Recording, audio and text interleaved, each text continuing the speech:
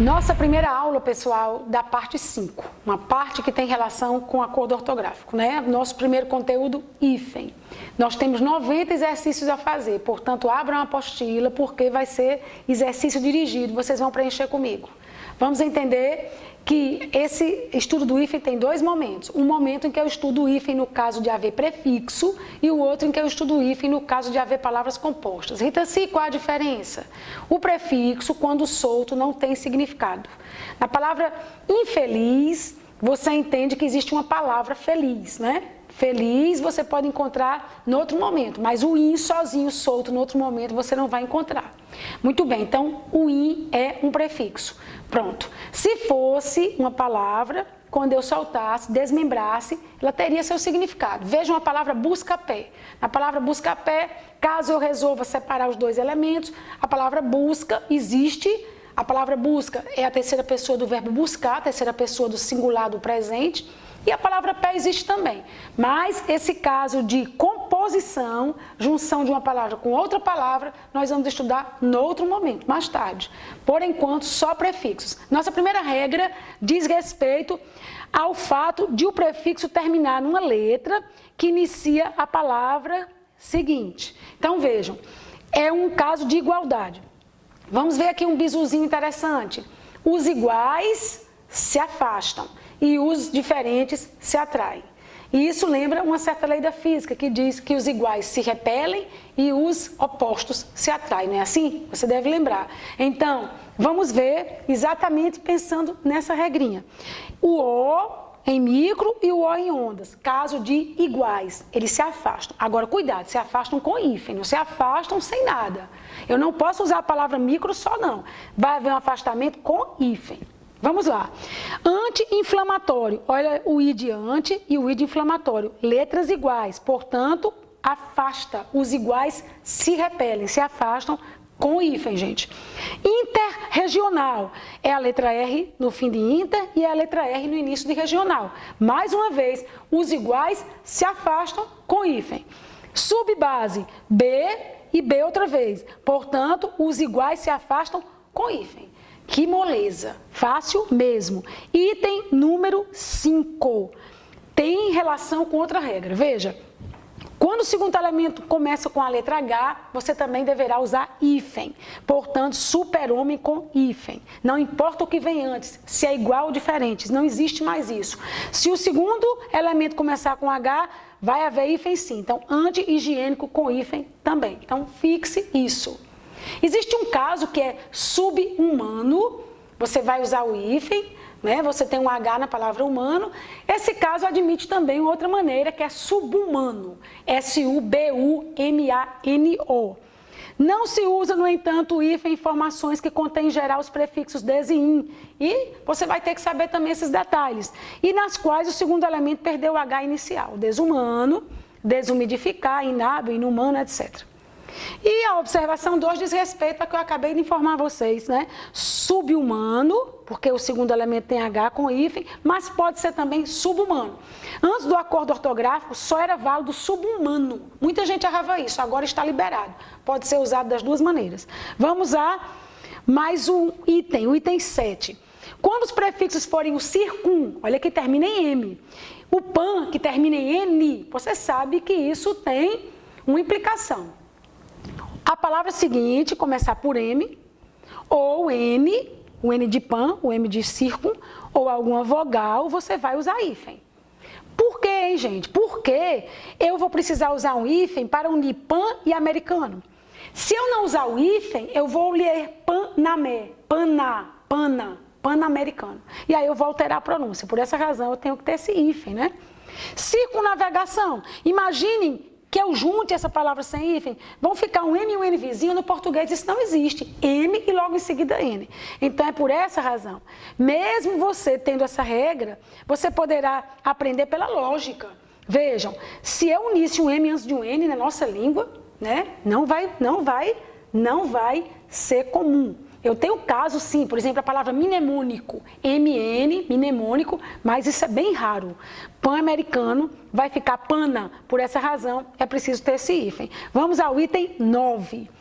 Antes de chegar ao 9, eu quero que você fixe um processo mnemônico. Palavra que eu acabei de citar há pouco, MN é mnemônico. Muito bem. O que é isso, Rita C? É aquilo que você cria, vocês podem fazer isso quando estudarem, né? É aquilo que você cria para facilitar a fixação, a memorização. Muito bem. Eu vou contar uma historinha de um bebê para vocês vão entender por que alguns casos estão sempre com hífen, né? Eu sei que essa história não é regra que eu vou contar, é um processo mnemônico, invençãozinha, né? Então vejam bem, existe um bebê, os avós desse bebê chegaram para os pais do bebê e disseram, vamos embora com a criança. E foram embora para o Japão, pensa nisso.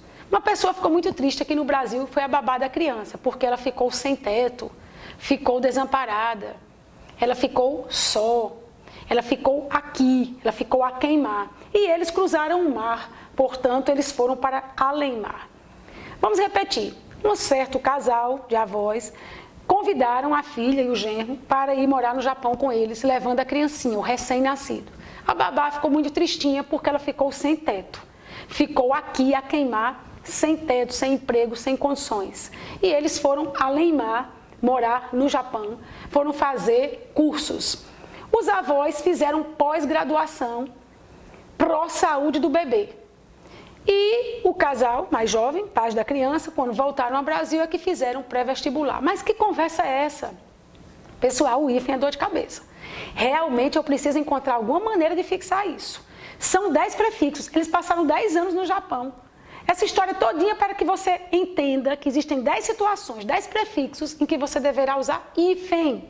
Vamos ver nossa história? O recém-nascido e seus pais foram morar 10 anos além-mar. Aqui o 10 é só para indicar a você que você vai ter que decorar 10 prefixos entendendo essa história.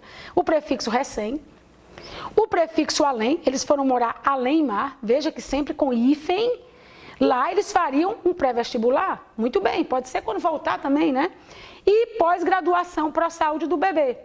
Então, pós, aqui o prefixo, e o pró outra vez. Com o sotomestre, eu não tinha falado ainda nesse prefixo, significa um mestre de apoio, um mestre que não é o titular, é um mestre em posição inferior, soto, que também pode ser sota, sota-mestre, né?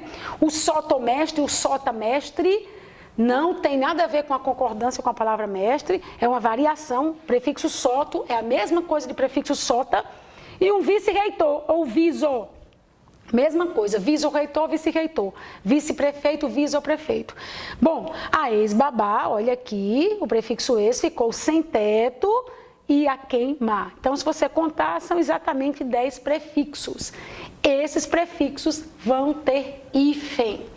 Então, se essas decisões foram tomadas como? Questão quantitativa, né? Os países se reuniram e viram o que predominava. E aí nós vamos ter que fazer uso desse processo para entender que esses prefixos têm hífen. Vamos então ao exercício. Muito bem, ex. A ex-babá ficou a queimar sem teto. Então, o prefixo ex realmente com hífen. Vou sempre lembrar vocês o processo mnemônico. A ex-babá ficou a queimar sem teto, portanto, ex-primeiro-ministro com hífens. Muito bem. Ex-rei. Rita C, volta um pouco. Esse hífen de primeiro-ministro, noutra ocasião eu explico a vocês. Vai haver essa oportunidade. Agora eu quero que você fixe esses prefixos, esses 10. Ex-rei, ex-babá. Ficou a queimar. Muito bem. Sota. Lá no Japão, fizeram uma pós-graduação com soto ou sota-mestre, lembram? Então, sota-piloto ou sotopiloto. A graduação, a pós-graduação, tinha como tema a saúde do bebê. Então, era uma pós-graduação pró-saúde do bebê. Eu estou contando a história várias vezes para você decorar mesmo. Vamos para o item 13. Soto, mestre, né? Está inclusive na nossa história. Vice ou vice-presidente. Eles fizeram uma pós-graduação e tiveram como colegas o sotomestre e o vice-reitor, ou vice-reitor, então vice-presidente. Muito bem. Vice-rei, ex-diretor, lembra ex-babá, expatriado, cuidado. Rita C, olha aí, olha só. nem teve o hífen, você vinha sempre fazendo com hífen. O item 18 é diferente, é realmente. Por que será? É porque o significado desse prefixo é diferente dos outros que eu usei.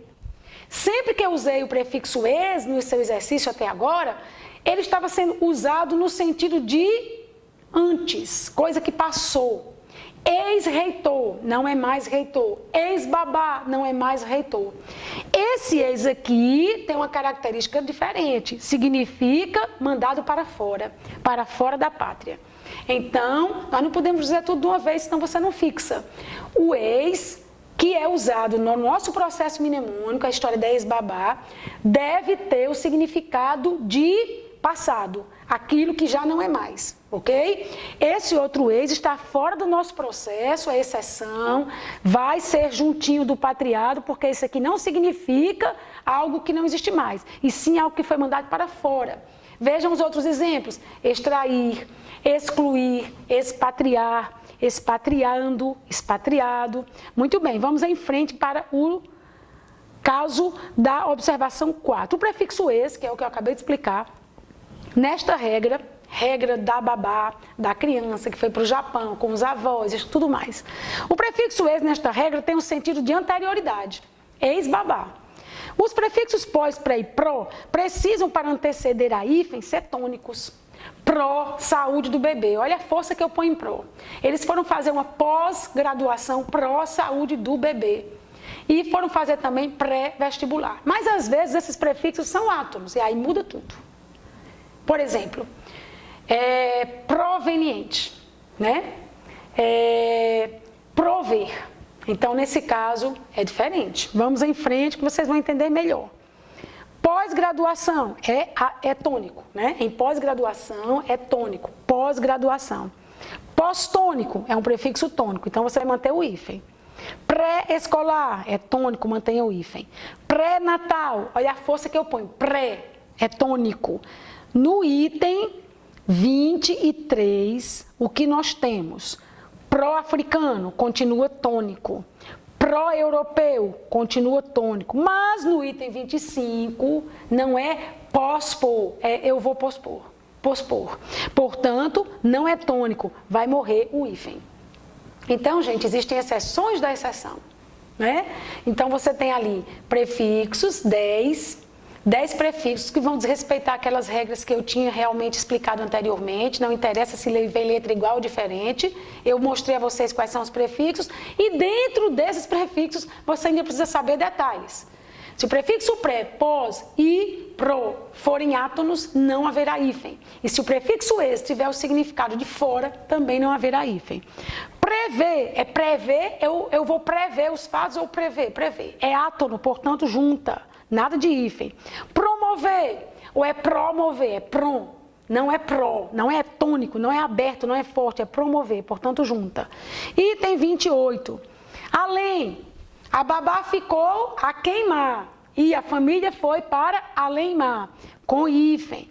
Além-mar com hífen, a queimar, é o caso da babá que ficou a queimar com hífen também. Recém-casado, lá no nosso processo era recém-nascido, vale do mesmo modo.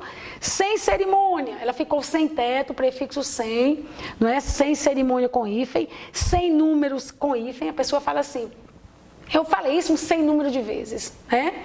Então, sem número, inúmeras vezes. Bom, sem vergonha do mesmo modo. Agora, cuidado com esse item 34. Esse sem vergonha aqui significa a pessoa desavergonhada. Você é um sem vergonha. Você é uma sem vergonha, né? Existe o sem vergonha sem hífen. Quando eu digo assim, eu vou falar com vocês sem vergonha. Eu não vou sentir vergonha. É outra situação. Então, perceba a diferença. 35. Autoescola. Vejam agora que eu estou diante de uma nova regra. Quando o prefixo não terminar com a mesma letra, você vai juntar. É aquilo que eu já tinha falado no princípio. Os diferentes se atraem e os iguais se separam com hífen. Se não terminar com a mesma letra que começa outra palavra, os diferentes se atraem. Pronto. Auto termina em O e a escola começa com E. Autoescola junta. Certo? Inter começa com R e municipal, inter termina com R e municipal começa com M. Junta. Os diferentes se atraem. Semi termina com I e círculo começa com C. Junta, os diferentes se atraem. Aero termina em O e espacial começa com E. Portanto, os diferentes se atraem. Não é fácil? Rita C, e essa regrinha da história da babá? Não tem nenhum daqueles prefixos aqui. Aqueles prefixos são 10. Lembrem o processo. O recém-nascido foi levado pela família para a queimar. A babá, a ex-babá, na realidade agora, ficou aqui, a queimar, sem teto. A família tinha ido fazer uma pós-graduação pro saúde do bebê. Lá essa família conheceu o vice-reitor e o sotomestre. Muito bem, é isso aí. Não são estes. Pessoal, em palavras como sub-região, agora vamos refletir. Rita, se o B é diferente do R, então vamos juntar? Não. Porque é muito importante respeitar a pronúncia. Realmente o B é diferente do R, mas se você juntar, você vai ler sub-região. Então, para respeitar a pronúncia, você vai pôr esse hífen e vai quebrar a regra. É muito bom quando a exceção é compreensível. Às vezes as exceções são forçosas, mas essa aqui é compreensível. Por exemplo, sub-reitor termina em B, o sub, e o reitor começa em R. Os diferentes se atraem na nossa regra. Mas se eu juntar, eu vou ler sub-reitor. Então, por essa razão, eu vou ter que quebrar a regra e fazer exceção. A hífen, pois, caso não houvesse o R, representaria o mesmo fonema que o representa em crase, né? Então, não é o caso. Vamos passar para o item 39, que diz respeito à observação 5. Se a palavra começar com R ou então com S, e se o prefixo terminar com vogal, então o R e o S serão dobrados. Você já sabe que tudo isso é por causa da pronúncia, vejam. Mini termina em I e sai começa em S. Os diferentes se atraem. Até aí tudo bem. Mas se eu juntar, sem repetir o S, sem dobrar, eu vou ler minisaia. Por essa razão, eu vou ter que dobrar este S. Semi termina em I, reta começa em R. Os diferentes se atraem. Mas eu vou ter que dobrar, senão eu vou ler semi-reta. Portanto, para ler semi-ré, eu vou ter que dobrar. Item 41, vocês viram como é fácil aprender o hífen? Vocês estão vendo? É simples, é exercitação. Se eu fosse você, eu faria esse exercício outra vez, sozinho, em casa, sem assistir aos vídeos. Eu faria depois de passar por essa experiência aqui, faria tudo outra vez. Não usar hífen, agora eu vou entrar no outro esquema. Não usar. Quando o prefixo for o co, não interessa se o que vem depois é igual ou diferente a letra, que se começa a palavra com O ou não interessa. O prefixo co não é para ter hífen. Coordenação. Né? Então, co significa com, mesmo com o segundo elemento iniciado por O, vai se juntar, ok? Portanto, co-obrigação, coexistir. Beleza, gente? 43. Antes, vamos ler a observação. Se o segundo elemento for iniciado por R ou S, dobram-se tais consoantes para a permanência do som do vocábulo original. Pois é, com o prefixo co. Eu sei que quando o co aparece é para juntar, isso eu já entendi. Mas eu devo dobrar, senão eu vou ler corre, em vez de correr, correferência. Portanto, vamos juntar com o R dobrado. E se eu também não dobrar o S de secante, eu vou ler cosecante. Por essa razão, 2 S's. Né? Bem, pessoal, 45. Observem, com o prefixo co, se o segundo elemento começar por H, o acordo disse que você deve usar o prefixo, né, antes da palavra herdeiro. Veja bem, com o prefixo co, se o segundo elemento começar por H, o acordo de 1990 sugere, com o exemplo co-herdeiro, está citado lá no acordo, a existência do hífen. Mas alerta que há elementos que perderam H. Acredita-se que esteja entre estes habitar e coabitar.